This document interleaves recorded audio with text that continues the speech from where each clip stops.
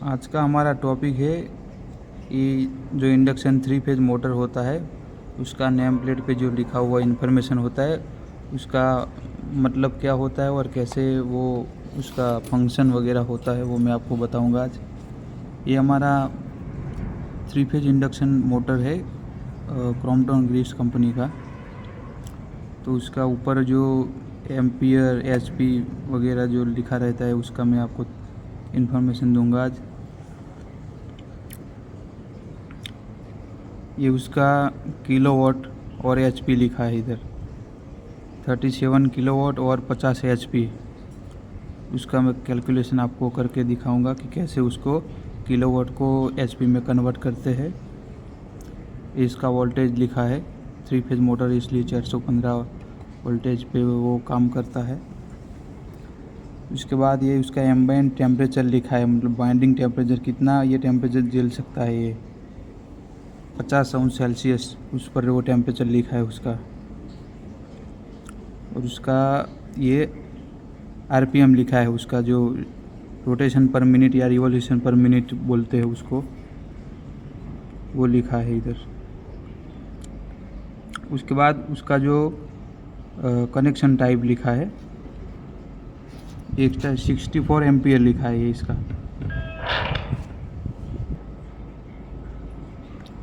ये इसका एम्पियर लिखा है 64 एम्पियर। और उसका कनेक्शन टाइप लिखा है डेल्टा कनेक्शन। तो उसको डेल्टा कनेक्शन प्रोवाइड करना है। जो इधर स्टार लिखा हो तो स्टार कनेक्शन प्रोवाइड करना है इधर। उसके बाद ये IEC मतलब इंटरनेशनल इलेक्ट्रो टेक्निकल कमीशन, ये उसका स्टैंडर्ड है 600341।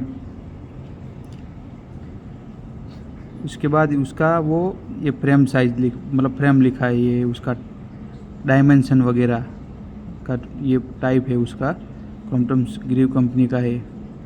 उसके बाद EFF मतलब उसकी एफिशिएंसी, मतलब इनपुट हम देंगे तो उसके हिसाब से कितना आउटपुट उसका है। तो 93% है, मतलब बहुत अच्छा है। जितना एफिशिएंसी ज़्यादा होगा उतना वर्किंग में मोटर अच्छा रहता है उसका। ये उसका PF लिखा है पावर फैक्टर 0.87। उसके बाद मेनली उसका एक फंक्शन है इधर, ये उसका लिखा ये फ्रीक्वेंसी, हाँ। और उसका ये ड्यूटी लिखा है, ड्यूटी अलग अलग टाइप की, ये S1 लिखा है इधर। जैसे कि S1 S2 S3 से लेकर S1 से लेकर S8 तक अलग अलग ड्यूटी टाइप की मोटर होती है।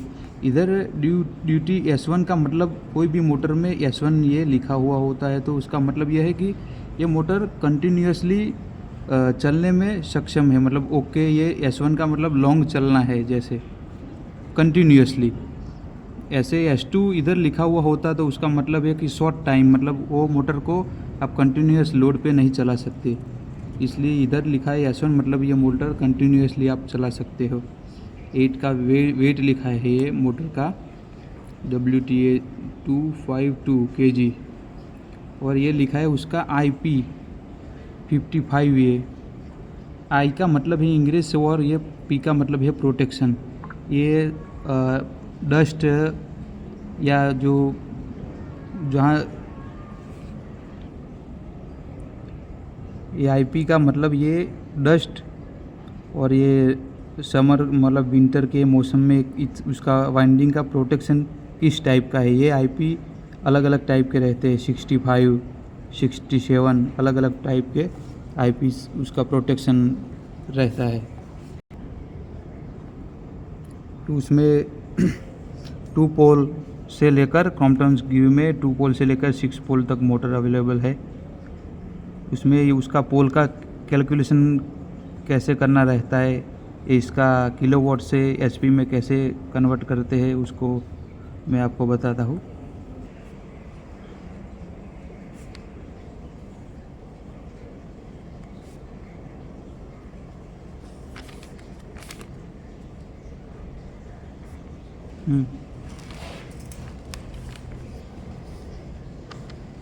इसमें ये इसका एक 3 फेज इंडक्शन मोटर का ये फार्मूला है।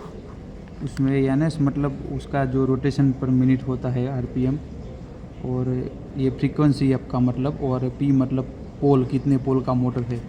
तो हमारे पास इधर ये मोटर में 2960 का एनएस दिया हुआ है, और एफ मतलब 50 हर्ट्ज जो फ्रीक्वेंसी रेगुलर यूज़ करते हैं हम।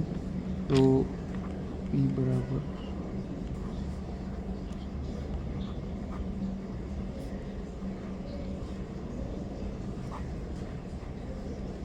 आप इसको कैलकुलेट करेंगे तो 2 पोल 2 मोटर का ये आंसर है।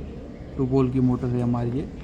उसके बाद ये 37 kW और 50 HP दिया था जो, उसको हम कैसे कंफर्म कर सकते हैं कि ये उसका रेटिंग सही है या गलत है।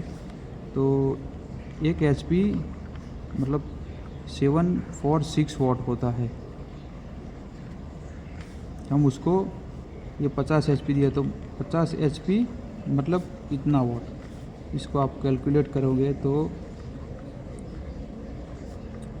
वाट 37,000 वाट आएगा। तो उसको KW में कन्वर्ट करना है तो उसको 1000 से डिवाइड करना है, तो 37 KW आएगा। ऐसे इसको HP से किलोवाट में कैसे कन्वर्ट करते थे उसका फार्मूला है। 1 HP का वो ये फिक्स है, 1 HP मतलब 746 वाट।